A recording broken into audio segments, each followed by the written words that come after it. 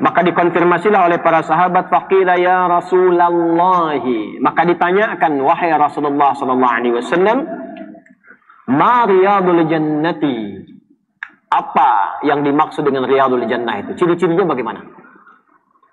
Ya, kita lihat. Faqala Rasulullah sallallahu alaihi wasallam, maka Rasulullah sallallahu alaihi wasallam kemudian bersabda, kalimatnya singkat dan padat sekali. Hilaqud dzikri. Hilaqud dzikri. Ha lam qaf. Awas kalau ada menemukan ini, itu adalah taman-taman surga yang dipercikkan berada di dunia. Yang dimaksud maknanya kalau kita dawam di situ, rajin ke situ, itu akan memudahkan dan mempercepat langkah kita menuju surganya Allah Subhanahu wa taala. Itu maksudnya. Ya. Hilaqun dzikri. Hilaqud dzikri.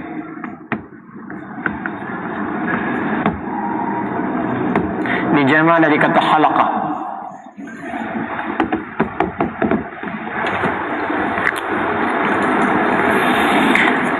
Halaqah itu, hilaqun jama' dari kata halaqah. Halaqah itu maksudnya suasana yang tersusun rapi, kumpulan yang tersusun rapi, tertib. Ya, pernah dengar kata halaqah ya? Kalau ngaji halaqah itu kan rapi ya, tersusun, syekhnya bacakan, kemudian rapi, sapnya, itu halaqah namanya. Jamaknya disebut dengan hilaqun.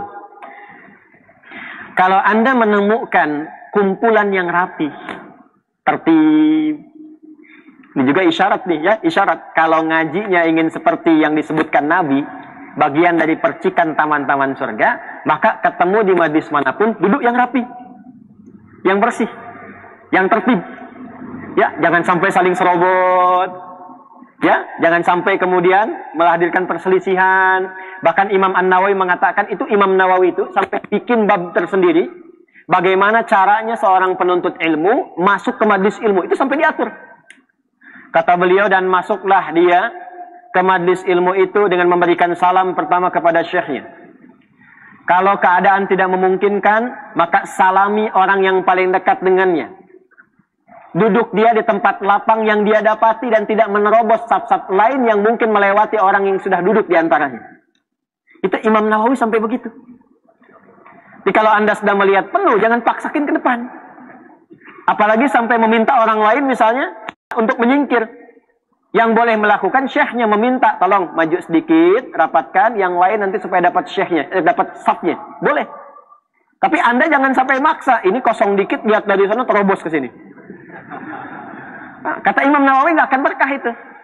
Ya, walaupun Anda dapat, nanti akan dikurangi itu kualitas ilmunya, ya dengan keadaan-keadaan orang yang tidak nyaman yang terlewati itu. Nah, Islam tuh sampai begitu. Sampai begitu.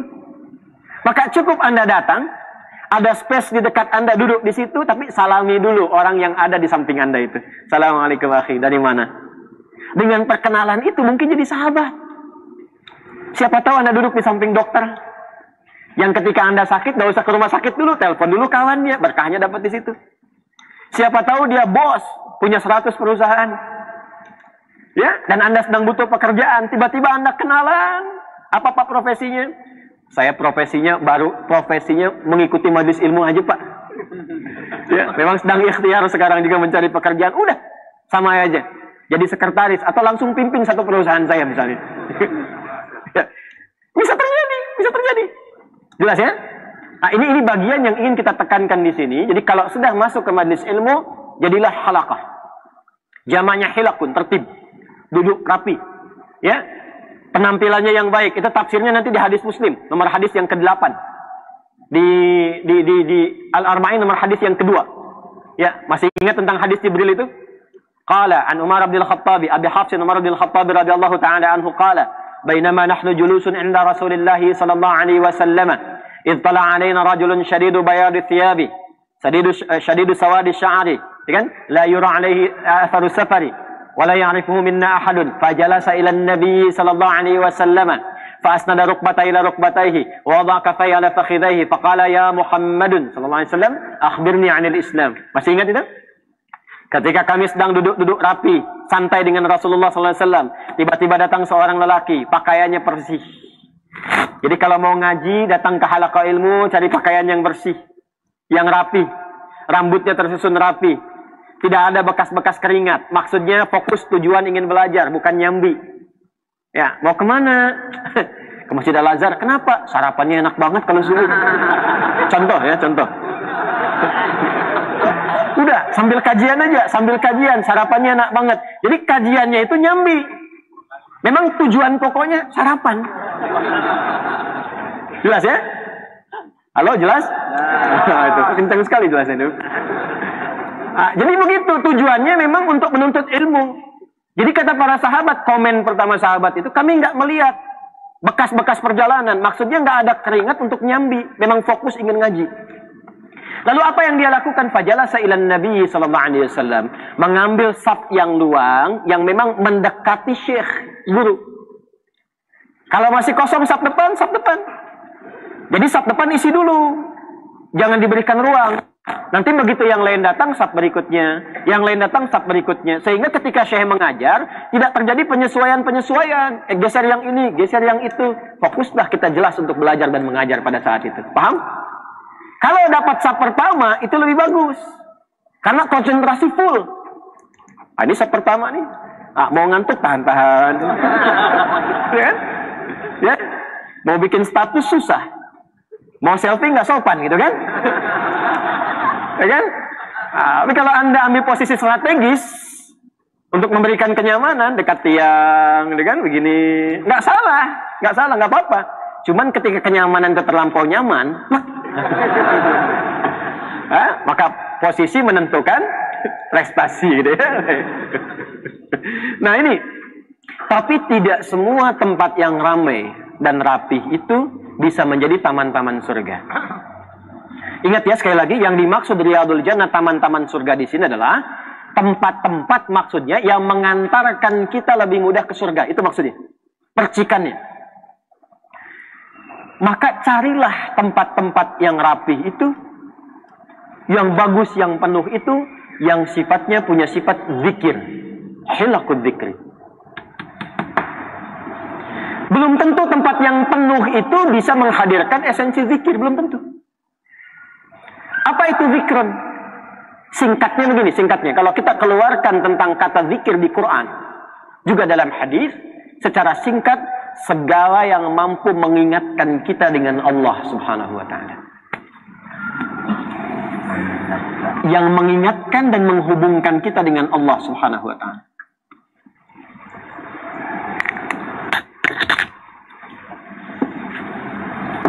Awas, hati-hati. Segala yang mampu mengingatkan dan menghubungkan kita dengan Allah, sehingga dengan rasa ingat yang dalam itu serta terhubung, memberikan pancaran jiwa dan kekuatan iman pada kita, yang mendorong kita berubah lebih baik. Itulah zikr. Karena itu setiap amal soleh yang disebutkan dalam Al-Quran, itu disebut dengan zikir.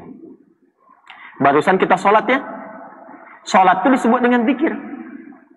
Buka Quran surah ke-20 Taha ayat ke-14.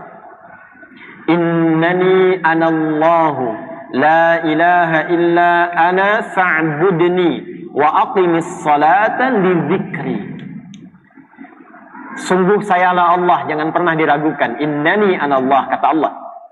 La ilaha illa ana. Tidak ada satupun yang layak dipertuhankan dan disembah. Awas ya, karena ilah itu maknanya bukan sekedar dipertuhankan, tapi juga disembah. Jadi kalau Anda sudah mengakui Tuhan, jangan sekedar dipertuhankan, tapi komitmen menyembahnya juga. Jelas? La ilaha illa ana. Tidak ada Tuhan selain aku, kata Allah. Fa'budni, maka sembah aku. Bagaimana cara menyembahmu ya Allah? Wa aqimis shalah. Dan tunaikanlah sholat dengan benar. Cara menyembah Allah dengan sholat. Tapi apa manfaat sholat itu saat kita menyembah Allah? Li dzikri. Supaya engkau terkoneksi denganku, ingat kepadaku, terhubung denganku. Kalau sudah terhubung dengan Allah dalam sholat itu, maka apa yang didapatkan? Ciri pertamanya, Allah berikan ketenangan pada hatinya. Makanya orang yang zikirnya benar, yang pertama diberikan itu bukan dunia, bukan harta. Mudah bagi Allah memberikan harta itu karena Allah pemilik segalanya, bukan kedudukan. Tapi kalau Anda, saya, kita mendekat kepada Allah dengan benar, yang diberikan pertama kali kelapangan dalam jiwa, ketenangan. Makanya kalau Anda sholatnya betul, yang pertama kali ada dalam jiwa itu ketenangan, nyaman. Itu yang dimaksudkan Quran surah ke-13 Ar-Ra'd di ayat ke-28. Ala bizikrillahi tatma'innul qulub. Ala harful ikhbari wat taukidi. Huruf yang memberikan informasi dan menguatkan. Kata Allah, yakinkan pada jiwamu. Kalau zikir kamu benar kepada Allah, maka akan berdampak pada ketenangan jiwa. Masih ingat Raudhah tadi? Kalau sedang di Raudhah yang dirasakan apa? Tenang kan? Dan di situ merata, mau yang kaya, yang cukup, pejabat, rakyat, masuk Raudhah, tenang semua. Jadi pejabat itu nggak ingat harta kalau masuk Raudhah itu. Yang diingat syafaat Nabi, ketenangan ibadah. Ya, kita juga kan yang diingat bukan dunia kan, ketika masuk Raudhah. Semoga yang belum haji, belum umrah disegerakan insya Allah. Ya, dan bisa berziarah insya Allah ke Raudhah ya, insya Allah. Dan kita bermohon pada Allah, ya Allah berikan mabrur bagi saudara-saudari kita yang haji di tahun ini insya Allah ya. Dan tahun-tahun sebelumnya. Nanti mampir ke Raudhah, masuk ke situ, semua merata. Yang dirasakan ketenangan. Air mata keluar, rindu dengan Nabi. Pancarannya itu ketenangan dalam jiwa. Percikannya itu di zikir. Jadi kalau zikirnya benar, ada ketenangan dalam jiwa. Sampai tersambung. Itu bagian pertama. Hilaqud dzikri. Karena itu setiap tempat yang disebut dengan zikir itu tempat yang membawa ketenangan pada diri kita. Nah, semua ibadah dalam Quran itu umumnya disebut zikir. Kita sholat nih, selesai sholat belum dapat ketenangan itu. Makanya ketika belum dapat itu, belum terkoneksi sempurna kepada Allah, ba'da sholat kita zikir lagi kan? Itu yang dimaksud Quran surah keempat An-Nisa di ayat 103. فَإِذَا قَضَيْتُمُ الصَّلَاةَ فَاذْكُرُوا اللَّهَ. Kalau Anda telah tuntas mengerjakan sholat, maka zikirlah kepada Allah subhanahu wa ta'ala. Makanya kita zikir kan? Astaghfirullahaladzim, astaghfirullahaladzim, astaghfirullahaladzim. Alladzi la ilaha illa huwal hayyul qayyum wa atubu ilaih. Allahumma antas salam, minkas salam, tabarakta ya dzal jalali wal ikram. Ya, subhanallah, alhamdulillah, Allahu akbar. Sekarang juga sedang musim zikir ini. Awas, sekarang bulan Dzulhijjah nih. Tanggal 1 sampai tanggal 13 itu disunnahkan memperbanyak takbir, tahlil, dan tahmid. Tanpa batasan waktu. Tanpa batasan waktu. Ya, tidak hanya setelah sholat. Keluar dari sini sambil jalan. Perbanyak. Ya, itu dalilnya ditemukan di Sahih Al-Bukhari. Kitab yang ke-13. Topik yang ke-13, Kitabul Aidaini. Subtopik, bab yang ke-11. Hadis nomor 969. Ya, judulnya Bab Fadli Ayyami Tasyriqi. Ya, qala Ibnu Abbas radhiyallahu taala anhuma. Ibnu Abbas radhiyallahu taala anhuma mengutip firman Allah Subhanahu wa taala, "Wadhkurullaha fi ayyamin ma'dudat." Dan tingkatkan zikirmu kepada Allah di hari-hari yang telah ditentukan. Al-Baqarah ayat 203. Kemudian selanjutnya, Ayyamil Ashril Awal wa Ayyamit Tasyriq min Dzulhijjah. Wa kana Ibnu Abbasin wa kana Ibnu Umar radhiyallahu ta'ala anhuma wa Abu Hurairah radhiyallahu ta'ala anhu yakhrujani ilal aswaqi fayukabbirani fayukabbirun nasu. Itu kalimat pertamanya di subtopiknya. Ya, maka di hari 10 hari pertama plus 13 hari pertama di bulan Dzulhijjah ada kebiasaan Ibnu Umar radhiyallahu ta'ala anhuma dan sahabat Abu Hurairah radhiyallahu ta'ala anhu, keduanya sampai keluar ke pasar-pasar. Kemudian mereka bertakbir, lalu orang-orang ikut bertakbir bersama mereka. Jadi sunnahnya takbir. Ya, jadi keluar dari masjid pun silakan perbanyak takbir, tahlil, la ilaha illallah, kemudian tahmid, alhamdulillah, alhamdulillah, alhamdulillah. Tapi selesai kita sholat, kenapa kita berzikir kembali? Karena diduga saat sholat itu belum terkoneksi dengan Allah. Koneksinya masih dengan dunia. Padahal tangannya sudah menolak dunia. Allahu Akbar. Dunia buang ke belakang. Buang urusan dunia ke belakang. Sambungkan hanya Allah saja yang akbar. Tapi terkadang tangannya ke belakang. Tapi yang masuk masih dunia. Allahu Akbar. Handphone masih akbar. Tang ting tung ting tang ting tung. Tang ting tung ting tang ting tung. Dibatalin sholatnya. Halo. Berarti bukan Allahu Akbar. Halo Akbar. Halo. Ada yang begitu? Kadang nggak diangkat, tapi di pikirannya masih pengen jawab. Proyek nih gimana nih? Ya kan? Nah, nggak ada koneksi. Karena koneksinya tipis, akhirnya manfaat sholat yang Allah janjikan tidak melekat kepada jiwa. Alih-alih tenang, ketenangan tidak ada. Atau tipis. Alih-alih berubah perilaku, innas sholata tanha 'anil fahsya'i wal munkar. Sekarang orang takbir, rakaat pertama takbir, Allahu Akbar. Ada yang mundur, kotak infak di bawah. Pas jamaah dikorek-korek, handphonenya hilang. Ada yang salah berarti di situ kan? Maka itu bila tidak terkoneksi sempurna ketika sholat duduk, maka kita berzikir untuk mengembalikan konektivitas itu sehingga keluar dari tempat sholat itu sudah terhubung dengan Allah. Itu maksudnya. Kalau sudah terhubung dengan Allah, imannya kuat, maka tidak akan berbuat maksiat. Jadi nggak akan pernah terjadi keluar dari masjid bisa tertukar sendal. Nggak akan terjadi karena sudah terhubung dengan Allah, sudah ingat.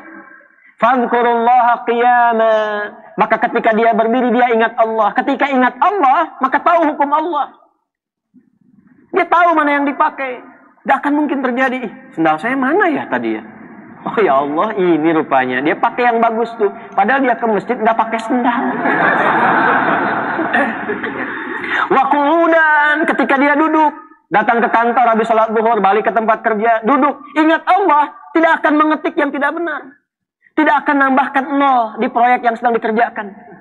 Tidak akan berbuat maksiat, tidak akan korupsi, tidak akan malsuin, tidak akan bikin hoax.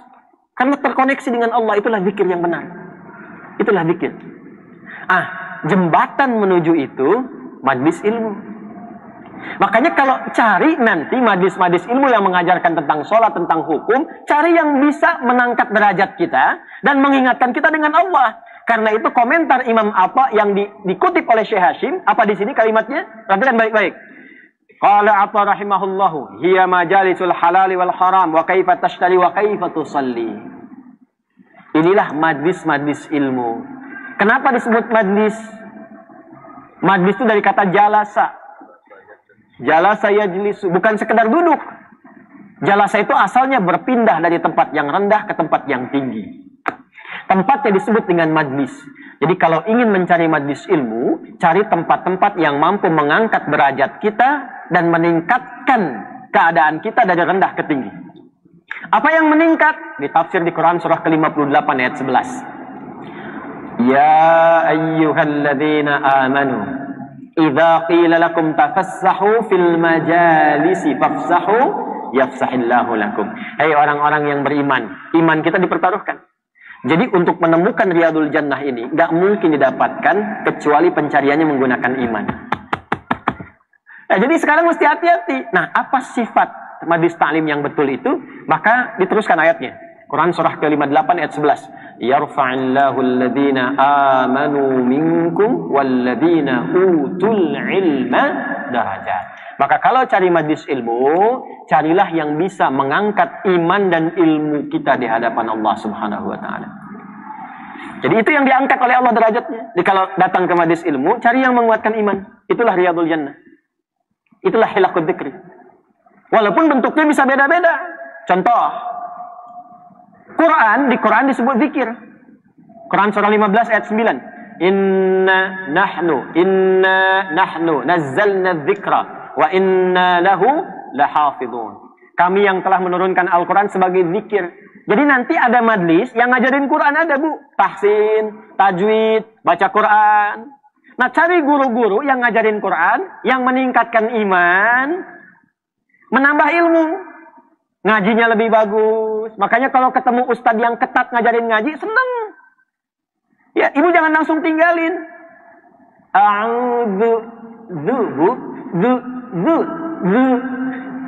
Apa yang itu mah ribet, ganti aja ngajinya. Itu yang benar itu yang benar. Itu yang benar. Ya, jadi kalau kita mendapati yang meningkatkan pengetahuan plus menanamkan ilmu, ketika dibacakan ayat Quran, hati kita menjadi lebih tenang. Ya, lebih nyaman. Dawami itu. Itulah Riyadul Jannah. Ada yang ngajarin hafalan tuh, ya. Karena hafalan disebut dengan zikir. Walaqad yassarnal Qur'ana lidzikri fahal mim muddakir. 4 kali itu. Quran surah 54 ayat 17, ayat 22, ayat 32, ayat 40. Dia menghafal Quran itu disebut dengan zikir. Jadi kalau ada rumah-rumah tahfidz, itu Riyadul Jannah itu. Cuman bagaimana cara menghafalnya? Dua. Menambah iman, menambah ilmu, merubah perilaku. Awas hati-hati. Kalau ada penghafal Quran yang punya rumah Quran, yang menghafal Quran, imannya meningkat, bagus. Ilmunya bertambah, bagus. Tapi tidak merubah perilaku. Itu berbahaya. Kaifa tankihu wa kaifa tutalliqu wa ma asbaha dzalika. Sebagai penutup, maka isyarat ini kata Imam Athar rahimahullahu mesti kita terjemahkan dengan baik. Hilaqud dzikri bentuknya bisa majlis halal dan haram, kajian fikih. Sambut langsung oleh DKM. Hadisnya sambut nih. Bikin kajian-kajian fikih. Keluarkan kurikulumnya supaya umat gak bingung. Kalau bisa begini, materinya spesifik aja. Misalnya hari Senin kajian zakat aja sampai selesai. Sehingga kalau Anda pengen tahu tentang zakat, di situ rekam. Yang nggak sempat datang, sebarkan. Cari pakar di bidang zakat. Kajian selanjutnya tentang sholat. Fikih sholat aja tuh. Siapkan di situ. Jadi semua aspek yang kita kerjakan, usahakan ada majlis ilmunya, ada kajiannya terstruktur, pokoknya jelas. Jadi setiap tindakan yang akan kita lakukan, dasar pengetahuannya ada, contohnya ada, cara mengerjakannya ada, sehingga antara ilmu, dasar dan penguatan imannya seimbang keadaannya.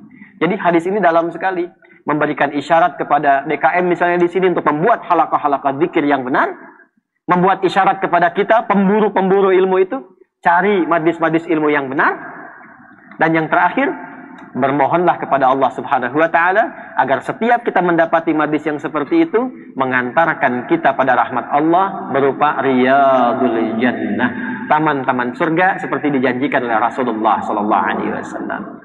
Jelas sampai sini? Baik. Terakhir saya bacakan hadis yang terakhir sebagai penutup, ya.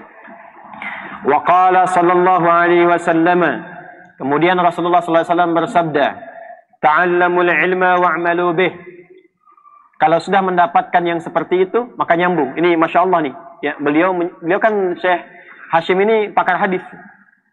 Ya, pendiri Nahdlatul Ulama ya, di antara pendiri Nahdlatul Ulama, Syekh Muhammad Hashim bin Asy'ari yang mendirikan NU 31 Januari 1926, ya, termasuk saudara dari Kiai Ahmad Dahlan yang mendirikan Muhammadiyah, ya 18 Dzulhijjah 1912. Jadi selang 24 tahun 12 tahun kemudian 14 tahun kemudian. Jadi Muhammadiyah 1912, NU 1926. 14 tahun kemudian berdiri NU, itu didirikan Muhammadiyah dengan NU oleh dua bersaudara.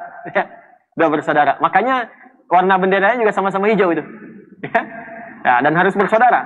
Harus bersaudara, saling melengkapi, ya, saling menguatkan. Kalau itu dijaga, Masya Allah, NKRI itu makin kuat. NKRI makin kuat. Dan keislaman akan lebih baik. Ya, nyambung ke sini dulu, nyambung ke sini. Nah, ini beliau Syekh Hashim ahli hadis. Dan ini ketika mengurutkan ini terurut.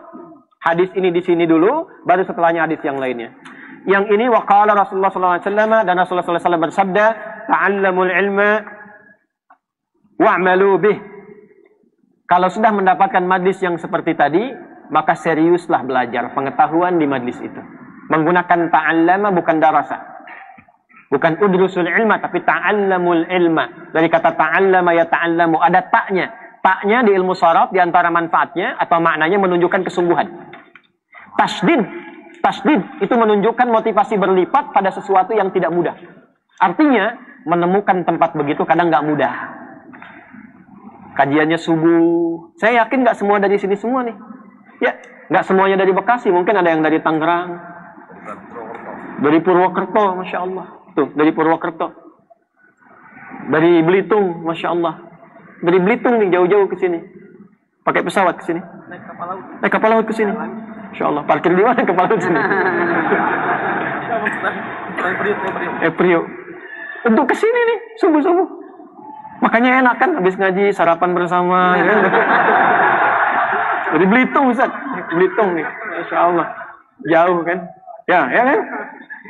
Nah, makanya nggak mudah itu. Nah, jangan sampai keluar tiket, keluar biaya jauh-jauh, tapi nggak mendapatkan apa yang dicari.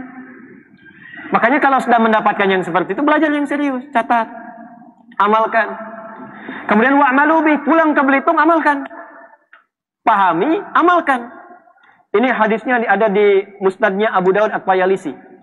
Nomor hadis 399 dari Abdullah bin Mas'ud radhiyallahu taala anhu.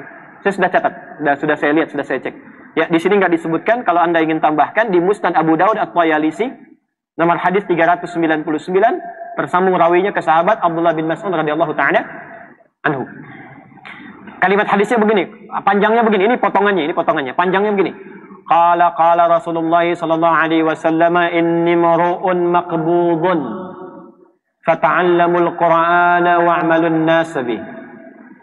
Fata'allamul fara'idha wa'malun nas bih. Fata'allamul ilma wa'malun nas bih.